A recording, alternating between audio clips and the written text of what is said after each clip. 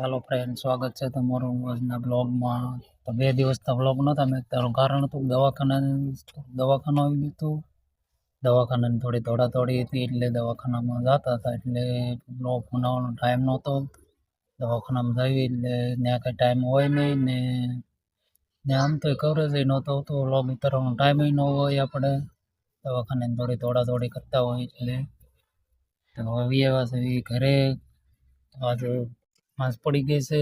તો સાંજે 6 વાગે વિડીયો ચાલુ કર્યો છે આપણે વ્લોગ બનાવવાનું। તો આજ ધાબા માથે ચડી ગયા છે આજ તો વરસાદ નથી, કાલ તો વરસાદ બહુ આવતો હતો।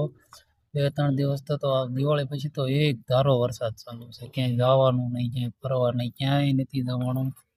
નકરો વરસાદ જ પડી કર્યો છે, નકરો તે વરસાદ આવે છે। આપણે તો ઠીક ક્યાંય જવાનું નહીં, પણ ઓલા ખેડૂતને બિચારાને આ પાક ધોવાઈ ગયો, એની જમીનમાં આખી વરસની મહેનત વહી ગઈ છે બિચારાની। શું કરશું, કુદરતી આફત છે, માવઠા થયા તો શું કરીશું, કે આપણા હાથમાં તો હતું નહીં કાંઈ કોઈ વસ્તુ।